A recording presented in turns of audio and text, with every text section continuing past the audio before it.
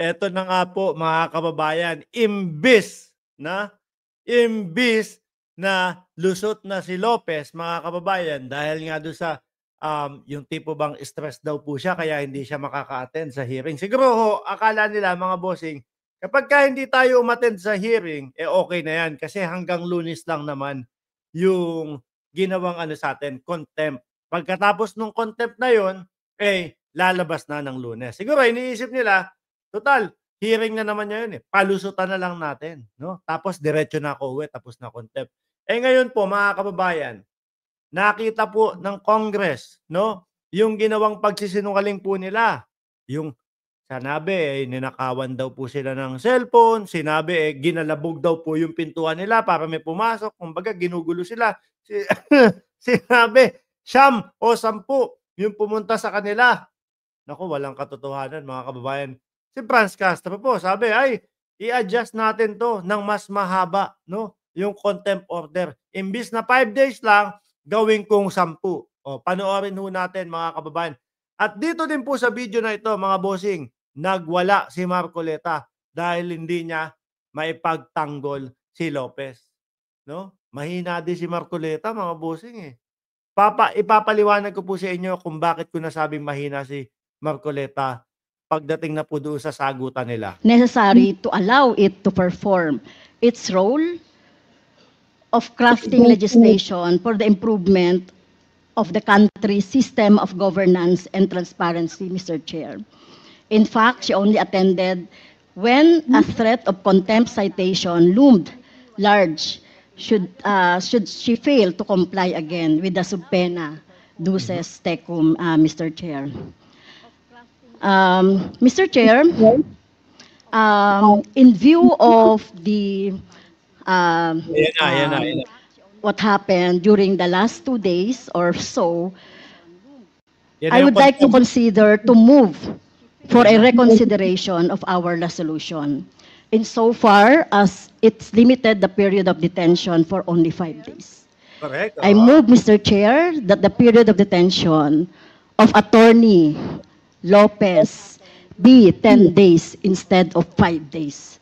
Oh, ayan po kasi mga kababayan, akala nila pagka nalusutan na nila o nadahilanan na nila o naalibayan na po nila itong Lunes na hearing mga kababayan, eh, okey na yun kasi tapos na yung contempt. Puwede palang, mas pahabain pa yan. Lalo na mga bossing dahil nakita ko nga yung mga kasinungalingan nila na keso ninakawan sila ng cellphone, ginalabog sila, inano sila dun, kumbaga parang hinaharas sila dun, wala naman pong katotohanan mga bossing.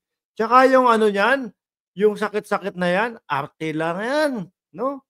Magaling mag-artista mga bossing. Oh, ayan dahil sa pag-aartista, humaba pa lalo ang contempt mo. So move, Mr. Chair. 10 days, so additional 5 days, tama po ba? Yes, Mr. Chair, kasi hindi na siya makaka-attend ngayon, ano. Talagang ano, no, so nakita naman natin sa history nung kanyang evasive attitude, behavior, at itong kinreate niya na sinasabi niya na nagpagsisinungaling niya na hindi naman siya hinaras or hindi naman siya Oo. na-barge yung kanyang, yung room ay Kumukuha lang ho ng simpatya yang mga yan sa taong bayan mga bossing, 'no? Imbis na ho sagutin diretso yung mga itinatanong, saan napunta ang pera ng taong bayan, ay hindi. Dina-divert po nila sa iba, mga kababayan. Sila ngayon ang nagpapabiktim.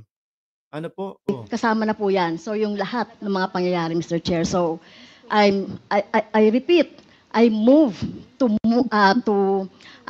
extend the period of contempt of Attorney Zulaika Lopez, Mr. Chair. Is there second to the motion? Mr. Kawawa, mas napatagal pa. Naku, edi lalong tatagal pa yung pag-arte niyan. Chair. Oh, pasok, Marcoleta. Chair. Congressman Marcoleta. Thank you, Mr. Chair. Before an action may be taken by the committee, may I know how the totality of evidence was evaluated that merited the contempt order by the chair? Congresswoman Castro. Mr. Chair, I'd like to Mr. Chair, may I I'd like to answer? apprise the Yes, court, Congresswoman Mr. Chair, Castro. So, that in the case of so Ong, sino po ang ina-acknowledge niyo, This nire-recognize, is- Mr. Chair? this Congressman is a point of Marcoleta. information, Mr. Okay. Chair. This is Yes. something that has to do with the rights Congressman of the liberty Marcoleta. people. Dito pa lang ho, mainit na si Marcoleta. Yan, nahahawa po yung style ni Marcoleta doon sa mga DDS. Sindakan, mga bossing. Nako, mukhang hindi kaya ni Marcoleta ang sindakin ho yung mga yan. In the court,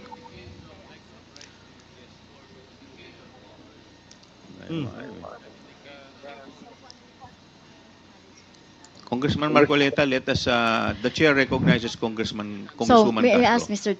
Hindi pa siya ready eh. Oh, magtanong muna na iba para hindi sayang oras. Please Chair. proceed, Congresswoman Castro. Mr. Chair, may I ask the action of the committee first on my motion, Mr. Chair, before we entertain? We will rule on the Okay, motion first. okay. Is there any second to the motion? Mr. Chair, may I be recognized? Please? Duly seconded.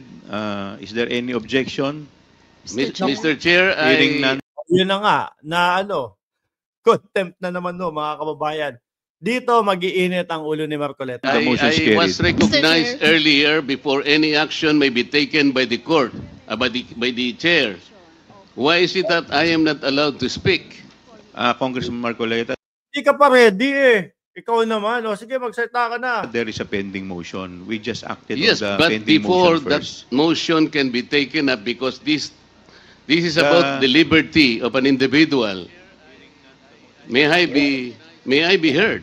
Yes, you will be heard, Congressman Marcoleta. But we just acted on the motion. Now, Congresswoman Castro, please, could you please answer the query of Congressman Marcoleta? I have not yet asked the question, Mr. Chair. Okay, I am please trying to continue. explain my point. Please continue, Congressman Marcoleta. Because in the totality of evidence, as stated by Honorable Castro, there is an existing case, Mr. Chair. Ong versus Senate, GR number 257401, which says that the court ruled that the determination of whether a testimony was false or evasive requires an assessment of the totality of evidence presented to determine whether a witness speaks truthfully or merely trying to evade answering the question directly. So I am asking, Mr. Chair, how was the totality of evidence assessed, if ever it was assessed? Ano po yung pinagbatayan? I think Yung pinagbatayan na na-contempt si Lopez. Ang dami hong mga kasinungalingan, di ba mga kababayan, yung pagiging evasive niya po, nandoon din, mga bossing. Yung mga pagsisinungaling, yung hindi pakikipag-cooperate, mga boss. Yung walang pinagbasihan na due process ng pagtatanggal ng tao, etc., etc. Oh. we deserve to know how the assessment was made. This concerns the liberty of an individual. Under the Constitution, no one should be deprived of life, liberty, or property without due process of law. I think Attorney Lopez deserves to be heard. Ano po yung assessment na ginawa ng chair o ng committee? Kasi po, Alam niyo po mga kababayan, simula umpisa ho, nandiyan si Marcoleta eh. No? Noong nagbigay ng unang pahayag po si Congressman Chua, mga bossing, sinagot niya na po lahat yan. Kumbaga, sinabi niya na po lahat yan yung dahilan kung bakit si Lopez nakakontempt po. So, kaya ako masasabi, mahina din to si Marcoleta eh. No? Mahina po, hindi nakikinig o hindi naiintindihan yung mga pinagsasasabi. Tagalog pa ho, mga bossing yung sinabi ni Congressman Chua. ang nabasa ko lang o nakita ko, Mr. Chair, Attorney Lopez wrote the COA explaining the position of the OBP that the audit observation memo is not conclusive, which means, Mr. Chair, Attorney Lopez is merely explaining the nature of an audit observation memo. If I were the lawyer of the OBP, I would have done the same. Because Edi contempt ka din. I think the very nature of the AOM, it is not final and executory. Why would the COA abdicate its mandate of auditing the Okay, kaya mo yan. transaction Kaya mo yan, or the buuin mo. funds utilization of the OBP? Mm. Why would the committee, Mr. Chair, arrogate upon itself the very mandate and responsibility of the Commission on Audit? Article 9D, Section 2, Paragraph 1 of the 1987 Constitution, Mr. Chair, I will read. The Commission on Audit shall have the power, authority, and the duty to examine, audit, and settle all accounts pertaining to the revenue and receipts of and expenditures or uses of funds and property. Mr. Chair, this constitutional provision jibes with Section 25, Paragraph 2 of Presidential Decree 1445 or the Malapit na po magwala yan. State Audit Code of the Philippines, which says to develop and implement a comprehensive audit program that shall encompass an examination of financial transactions, accounts, and reports, including evaluation of compliance with applicable laws and regulations. Meaning to say, Mr. Chair, the mandate and authority to audit accounts on the expenses or expenditures of government is only the COA.